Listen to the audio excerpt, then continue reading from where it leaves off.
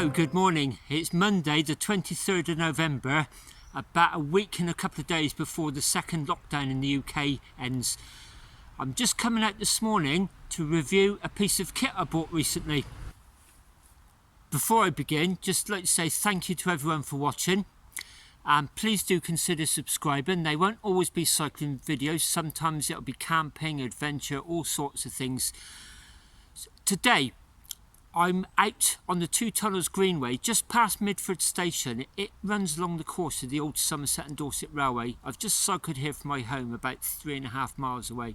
For those who are familiar with the old railway line, it's a much loved and lamented Somerset and Dorset Railway. Bath is back the way I've just come. Wellow and Radstock would be that way. The exact location is just past Midford Viaduct. The viaduct commences right at the end of the old Midford station, and it was actually on the viaduct where the line changed from single into double heading towards Radstock, or double into single heading back towards Bath. I'm a couple of 100 yards in the Radstock direction, just past the end of that viaduct. The piece of kit I'm going to be trying out today is a new purchase. I got it about 2 weeks ago.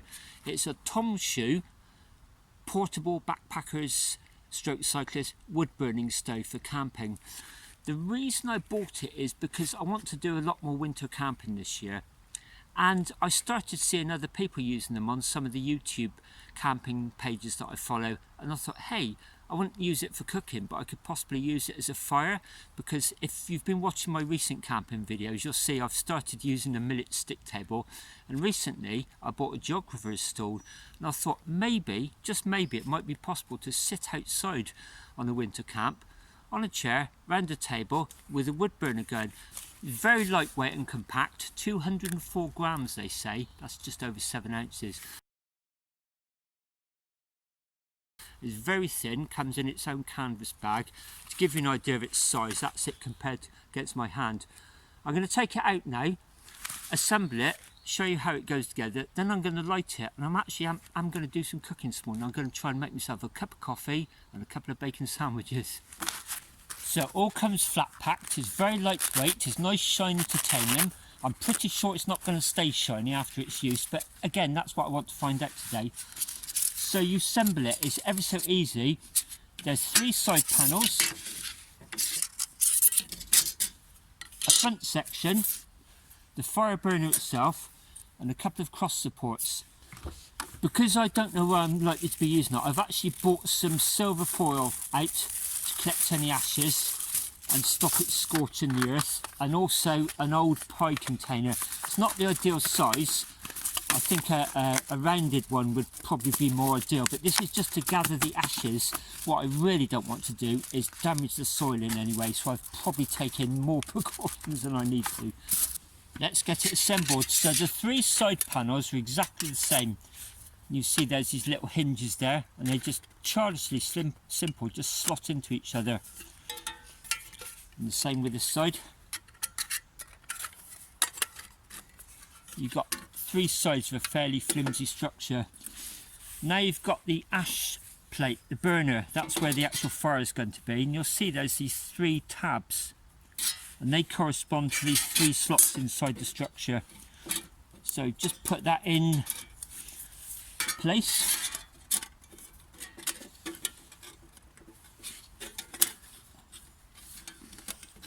It's much easier when you're not trying to film it, I can show you. Now you've got a semi-solid structure, and then the front panels going on.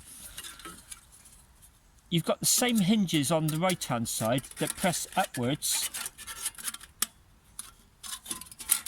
but a bit counterintuitively on the other side they go down. You just have to bend it slightly to get those in. It's quite easy once you get the hang of it. There you go, and it's in shape now.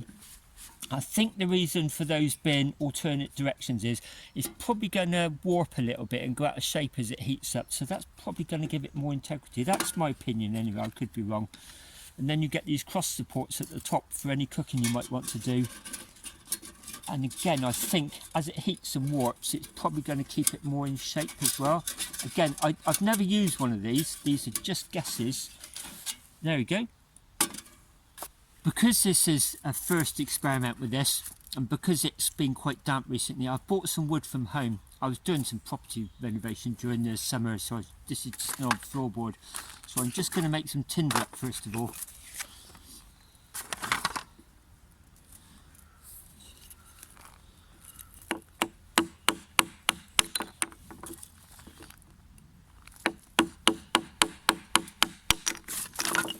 I've also got a Laplander saw. I really like these because they self-lock. They're murderously sharp, but they're also very safe. There shouldn't be too much chance for it to flip back and take a couple of fingers off. That's really good. I may have to chop some of these up shortly. I'm going to start off with the tinder.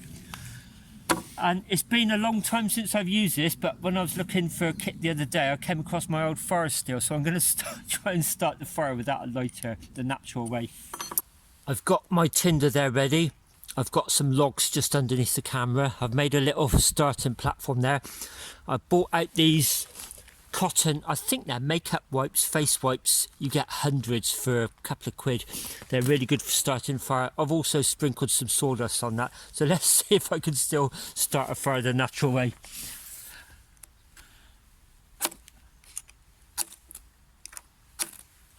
There you go, started.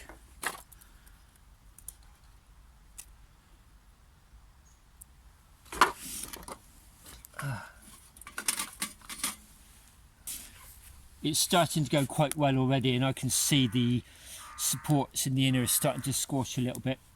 It'll be interesting to see how much it does warp and how much it goes back to shape. I'm assuming these supports actually help it stop it from expanding too much. It's taken quite well. This morning I'm going to boil some water, make a cup of coffee, then do a couple of bacon rolls, and then maybe see if I've got enough wood to do a second cup of coffee. It's bang on 10:50, so it'll be interesting to see how many minutes it takes to boil that pan of water. It's about half a litre. It's now 2 minutes to 11, and you can see the water's boiling. So 8 minutes, that's not bad.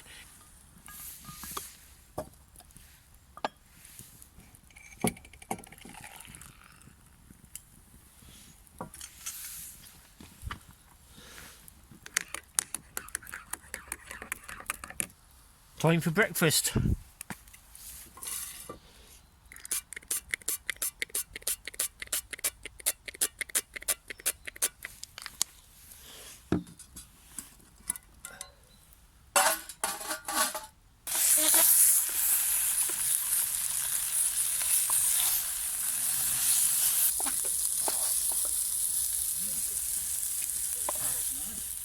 Thank you.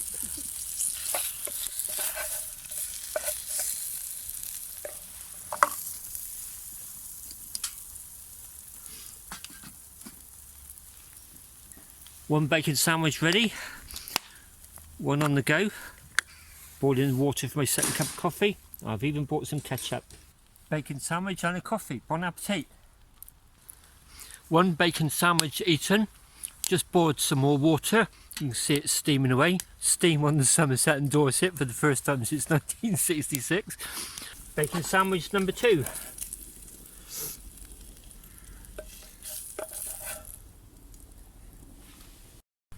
That's my cooking finished. I'm just feeding the rest of my wood that I bought from home. I've also just picked up some wood from surrounding me. Actually, it's actually remarkably dry, to be honest, so I'm just going to chuck that on as well. And just the heat that's coming from it is quite impressive, actually. The other thing is, I don't think you need to bring much more than a piece of wood that size from home, because you can chop that down into tinder, use a knife to scrape off a little bit of sawdust to start the fire, and there's normally stuff like this lying around. This is actually remarkably dry considering it's been quite damp recently. That gives you an idea of just how warm that could be after dark at a campsite in the middle of the winter. That's punching out quite a bit of heat now. That was my first use of the Tomshoo wood burner. Had a nice breakfast, a late breakfast, on my second cup of coffee, and I'm now just burning it down. It's still giving off a substantial amount of heat, and I'm just using some local twigs just around the bench to prod it down a bit. My initial thought is I won't use it to cook because it did blacken the bottom of the pans, and it's easy enough to wipe that off. It just means there's a lot of soot everywhere, which consumes water, and water is always a really precious resource when I'm wild camping. I have to really be careful I don't squander it. I hope to take that on my next wild camp, sit outside with my table and my chair and my wood burner and eat a meal and have a drink outside. Whether that works as planned or not, I don't know, we'll see. The second UK lockdown is timetabled to finish next Wednesday, so about 8-9 days from today. If it's allowed for us to stay away from home overnight, I plan to do a wild camp maybe next Wednesday or Thursday, weather depending. And it's not far from home actually, in fact it's not far from this spot. And I came across it during the first lockdown because I was just staying very close to home on my daily exercise. I found a spot that I've come to really like. And the other exciting thing is I've just bought myself a new tent. In fact, it's due to be delivered by DHL today. I've told the story on a few of my previous camping videos, so I won't go into detail, but in a nutshell, I had a really good tent, a Terra Nova Voyager in the 90s and the early noughties, and eventually the zips failed on it. And I replaced it like for like, but they'd changed the design and I really didn't like the new design, so I took it back and got a refund. And I just bought this cheap millets tent as a stopgap until I made up my mind what I wanted. That was about 8 or 9 years ago, and it's taken me until now to find one that I really like. It's a Vango Banshee 200. A lot of people rave about it. I've done a lot of research and it ticks a lot of boxes for what I want. The one negative is I don't think it will apply to me anyway. It may, I don't know. That's due to arrive today. They normally retail, the recommended retail price is about 180 something. Millets normally knock it out for 155. Recently it was down to £127.50 and I was starting to think, yeah, I may get that for myself after Christmas. And then I think it was a Facebook algorithm that found out that I was interested in it, and it started throwing these adverts at me. So all the negative press that algorithms get, I was actually quite grateful to be shown this Black Friday, I think they call it, special offer, and it was reduced down to £108.50, and I thought, I don't think that's likely to come round again. And I bought it and it's already out of stock, so I think a lot of people have been buying them recently. There's such good tents and it's such a good price. Hopefully my next camp will be with that. I'll run through it then. Back to the present. The fire's out, everything's charcoaled, ash. The plates are still not hot, warm. Probably another 5 minutes and I'll scatter those ashes, start taking it apart.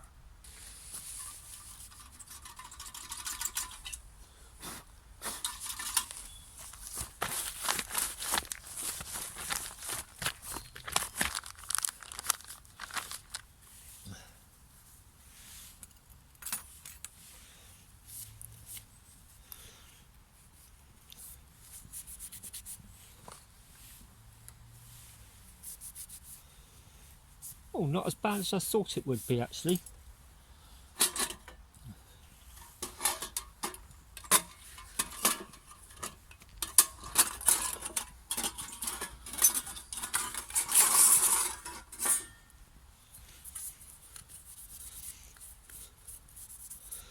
It's scorched, although not really that black. I don't know if you can see that.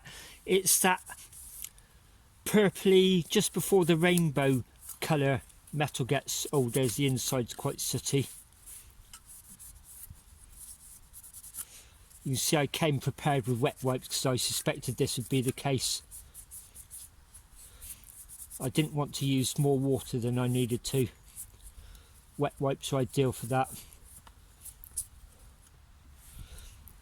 Do you know, that doesn't look warped at all. I'll show you side on, you can make your own mind up. That doesn't look too bad at all. I was expecting that to be a lot worse than that. I was expecting it to be bent out of shape. It's almost exactly true still.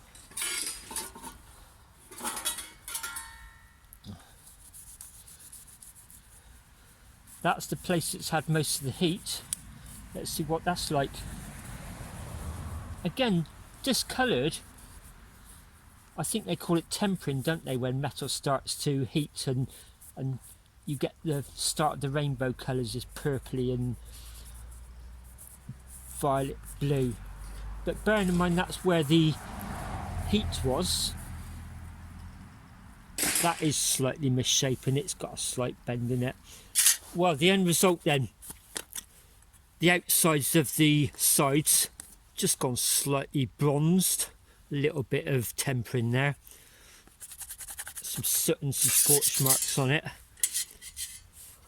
That's probably the worst one, but they're all in line still. That's quite surprising. I am quite genuinely shocked at that.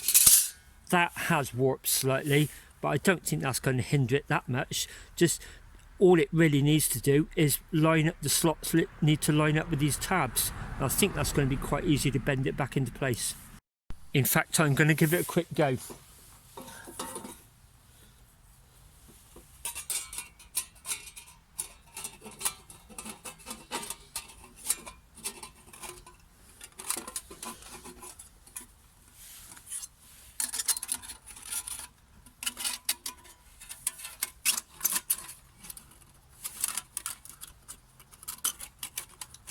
Wow, that's incredible.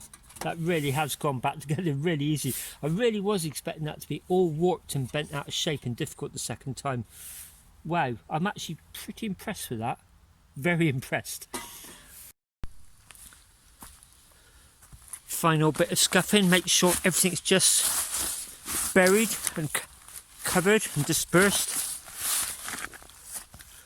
And there's the picnic site. Probably cleaner than when I arrived, because there was actually some leaf debris on the seats. I've given it a really good sweep down. In fact, I've given it a wipe down with the wet wipes. Just a couple of dirty rags there. I'll be taking those home in my rubbish bag.